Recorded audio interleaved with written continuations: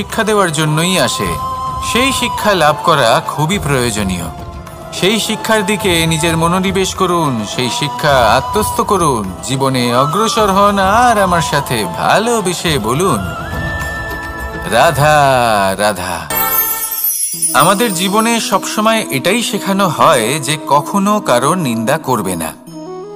কিন্তু আজকের দিনে সত্য হলো এটাই যে প্রত্যেক ব্যক্তি কোনো না কোনো সময় কোনো না কোনো মানুষের নিন্দা করেই থাকেন। এবার আপনি কারোর নিন্দা করলে সবসময় এর অর্থ এটা নয় যে আপনার মন মলিন।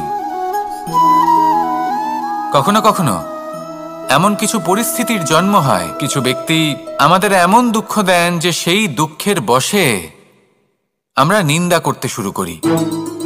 এবার নিন্দার বিষয়ে এমন এক সত্য আছে যেটা জানা প্রয়োজনীয়, যেটা আমি আপনাকে একটা উদাহরণ দিয়ে বোঝাবো। আপনি কখনো একটা চিত্র অঙ্কন করতে চেষ্টা করবেন, যতক্ষণ না সেই রং আমাদের হাতে লেগে যাচ্ছে ততক্ষণ আমাদের সেই চিত্র পূর্ণই হয় না।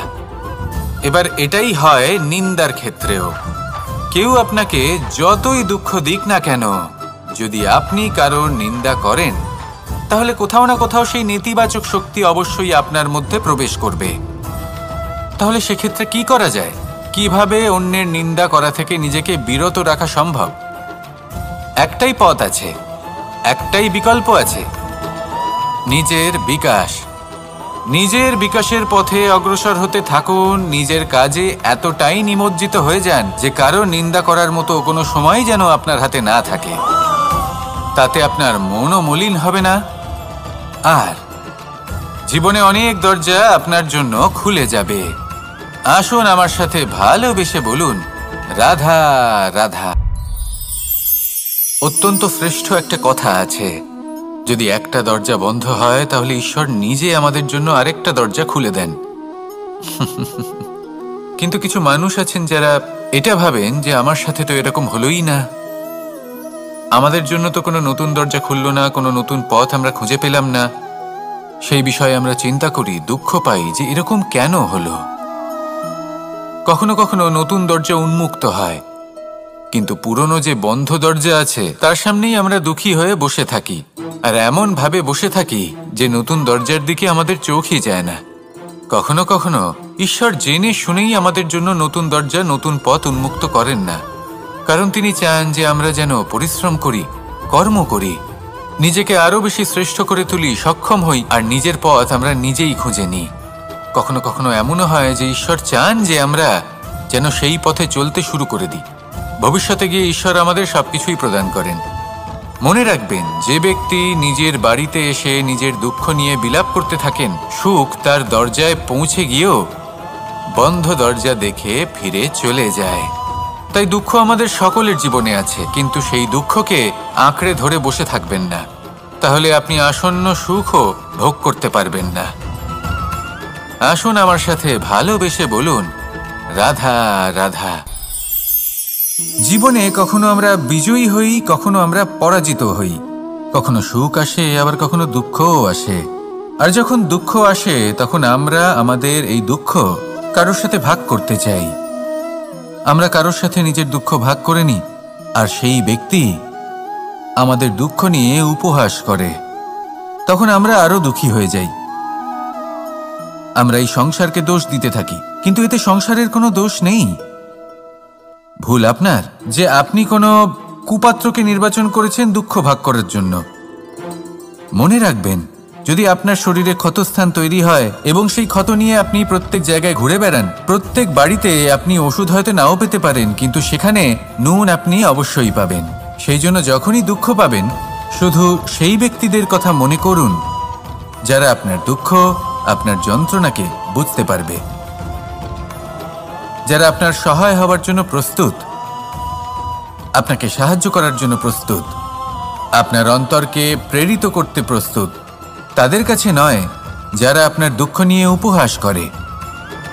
আসুন আর আমার সাথে ভালোবেসে বলুন, রাধা রাধা।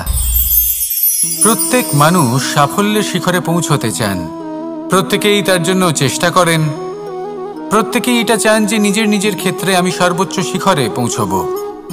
এবার সবসময় আমাদের প্রতিভা পূর্ণরূপে আমাদের সহায়ক হতে পারে না। কখনো কখনো আমরা সেই কাজ একা করতে পারি না, কখনো কখনো আমাদের সাহায্যের প্রয়োজন পড়ে। আর ঠিক এমন সময় বেশিরভাগ মানুষ ভুল করে ফেলেন।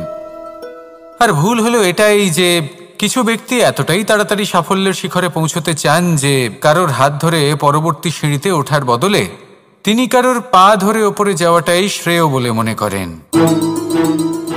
এবার সাফল্য দুজনেই লাভ করেন, কিন্তু কাহিনীর এখানে সূত্রপাত ঘটে। যে ব্যক্তি কারোর হাত ধরে ওপরে পৌঁছন সে অন্যের জন্য নিজের হাতটা বাড়িয়ে দেন, তাকে সাহায্য করেন, তাকে প্রেরণা প্রদান করেন। নতুন সম্পর্ক তৈরি হয়, বন্ধুত্বের বৃদ্ধি ঘটে এবং এই শ্রেষ্ঠ সম্পর্কগুলির সাথে উনি শ্রেষ্ঠ জীবন যাপন করেন। অন্যদিকে সেই ব্যক্তি যে কারোর পা ধরে সাফল্য অর্জন করেছিলেন সেই ব্যক্তি শুধু একজন দাস হয়ে থেকে যান, শুধু তাকে দেওয়া সমস্ত আদেশ পালন করেন তিনি। তার নিজের কোনো ব্যক্তিত্ব গড়ে ওঠে না। সেই জন্য আপনি যখনই সাফল্যের পথে অগ্রসর হচ্ছেন তখন পথ নির্বাচন সঠিকভাবে করুন, কারণ সাফল্যের ঊর্ধ্বেও একটি অন্য জীবন আছে। আসুন আমার সাথে ভালোবেসে বলুন রাধা রাধা। জীবনের আরম্ভ থেকে জীবনের শেষ পর্যন্ত হলো একটা যাত্রা। আর এই যে যাত্রা, সেই যাত্রা পথের মাঝেও আমরা অনেক নতুন যাত্রা নির্ধারিত করি, অন্য অনেক লক্ষ্য লাভ করি। এবার প্রশ্ন হলো যে লক্ষ্য বেশি গুরুত্বপূর্ণ নাকি যাত্রা? কেউ বলবে লক্ষ্য বেশি গুরুত্বপূর্ণ, কারণ তার জন্যই আমরা এই যাত্রা স্থির করি। কেউ বলবে যাত্রা বেশি গুরুত্বপূর্ণ, কারণ এই যাত্রা পথে চলতে চলতে আমরা অনেকগুলো শিক্ষা লাভ করি, কর্ম করার জন্য অনেক দিশা খুঁজে পাই। এবার লক্ষ্য এবং যাত্রা এই দুই গুরুত্বপূর্ণ, কিন্তু আরো একটা তথ্য আছে অত্যন্ত গুরুত্বপূর্ণ, যেটা বুঝে নেওয়া খুব প্রয়োজনীয়। আর সেটা হলো আপনার জীবন সাথী। সেই সাথী যে জীবনের সব পদক্ষেপে আপনার সাথে চলবে, আপনার সাথে থাকবে। সেই ব্যক্তির মধ্যে যদি করুণা থাকে, ভালোবাসা থাকে, তাহলে সে আপনাকে সাহায্য করবে, আপনার জন্য আপনার লক্ষ্য নির্ধারণ করবে, আপনাকে জীবনে একটা উচ্চ স্তরে নিয়ে যাবে। কিন্তু যদি সেই ব্যক্তি এর বিপরীত হন, তাহলে কোথাও না কোথাও তাকে পেতে পেতে, তার সাথে থাকতে থাকতে আপনি নিজের লক্ষ্য ত্যাগ করে দেবেন। তাই পথ এবং লক্ষ্য এই দুই নির্বাচন করুন, কিন্তু যখন আপনি জীবন সাথী নির্বাচন করবেন তখন কিছুটা সাবধানে, না হলে আপনার অভিজ্ঞতা সুখময় নয়, অত্যন্ত দুঃখজনক হতে পারে। আসুন আমার সাথে ভালোবেসে বলুন রাধা রাধা। সকলের মন আনন্দে ভরিয়ে তোলে কোকিলের মধুর স্বর, কিন্তু এই মধুর স্বর আমরা বর্ষাকালে শুনতে পাই না কেন? তার কারণ কিন্তু এটা নয় যে বর্ষাকালে কোকিল অসুস্থ থাকে, তা নয়। কোকিল সিদ্ধান্ত নেয় নীরব থাকার, কিন্তু এই সিদ্ধান্ত কেন নেয়? তার কারণ হলো ব্যাঙ। বর্ষার ঋতুতে অনেক ছোট ছোট স্থানে জল জমে, আর সেই কারণে অনেক ব্যাঙের জন্ম হয়। এবার ওই ব্যাঙগুলোর ধ্বনি এতটাই প্রবল হয় যে তাদের মাঝে এই কোকিল যতই মধুর সুরে ডাকুক না কেন তার স্বর আমাদের কানে পৌঁছবে না। সেই জন্য ও সিদ্ধান্ত নেয় চুপ থাকার। আর এটাই হলো আমাদের জীবনে শিক্ষণীয় বিষয়। আপনি যদি এমন কোথাও থাকেন যেখানে আপনার আশেপাশে মূর্খ মানুষ আছেন, তাহলে সেখানে চুপ করে থাকাই হলো সবথেকে শ্রেষ্ঠ সিদ্ধান্ত। কারণ ওই মূর্খদের চিৎকারের সামনে কেউ আপনার জ্ঞানের কথা বুঝতেই পারবে না। সেই জন্য সেখানে চুপ করে থাকুন। পরবর্তীতে গিয়ে যেমন এই ব্যাঙের ডাক, এটা শান্ত হবে আর তারপর থেমে যাবে, ঠিক তেমন মূর্খদের সময় একটা নির্দিষ্ট কালের পর গত হয়, আর তারপরে আসে বিবেকবানদের সময়, আপনার সময়। শুধু ধৈর্য ধরুন। আসুন আর আমার সাথে ভালোবেসে বলুন রাধা রাধা। মস্তিষ্কের মেধা প্রত্যেক মানুষের কাছেই আছে। এর বর্গীকরণ করা সম্ভব তিনটি স্তরে: নিম্ন, মধ্য এবং উচ্চ। এবার সেই ব্যক্তি যার মস্তিষ্ক মেধা নিম্ন স্তরের, তিনি কোন বিষয়ে কথা বলেন, কোন বিষয়ে আলোচনা করেন, কি কি সেই বিষয় যা নিয়ে এনারা ভাবেন। লেনদেন, লাভ ক্ষতি, সম্পর্ক ভাঙা গড়া, জীবনের এই ছোট ছোট বিষয়গুলি, এর ঊর্ধ্বে এনাদের কথা এবং ভাবনা যায়ই না। এবার যে ব্যক্তি এমন হন যার মস্তিষ্ক মেধা মধ্যস্তরের, সেই ব্যক্তি কি করেন? কোন বিষয়ে কথা বলেন? জীবনের ঘটনাগুলির বিষয়ে কথা বলেন। কি হয়েছিল, কিভাবে হয়েছিল, কিভাবে সেটা আরো বেশি শ্রেষ্ঠ করে তোলা সম্ভব। আর সেই ব্যক্তি যাদের মস্তিষ্ক মেধা উচ্চ স্তরে থাকে, তারা কি নিয়ে ভাবেন, তারা কি নিয়ে আলোচনা করতে থাকেন? তিনি ভাবেন যে কিভাবে নিজের চিন্তা ভাবনা আরো বেশি শ্রেষ্ঠ করে তোলা সম্ভব। তিনি ভাবেন যে কিভাবে আমরা নিজেদের অপগুণগুলিকে দূর করে দিতে পারি, কারণ সেটা করতে পারলে জীবন আপনা থেকেই শ্রেষ্ঠ হয়ে উঠবে। মস্তিষ্ক মেধা আমাদের সবার কাছে আছে। এবার আমাদের এটা বেছে নিতে হবে যে কোন স্তরটা আমরা আপন করতে চাই। যদি আজকের এই মুহূর্তে আপনি নিম্ন স্তরেও থাকেন, তাহলে তা মেনে নিন, চিন্তার কোনো বিষয় নেই।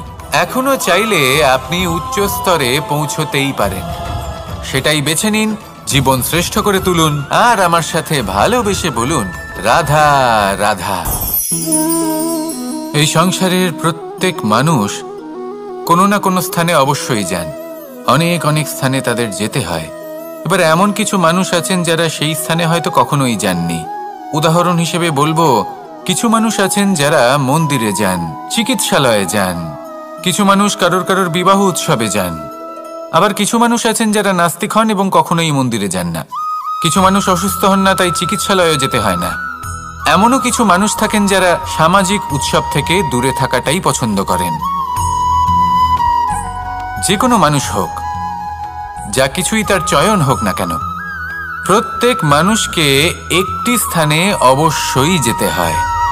এমন একটি স্থান আছে, সেই স্থানের নাম হলো মৃত্যুদ্বার। এবার এটা আবশ্যক নয় যে ঠিক মৃত্যুর পরে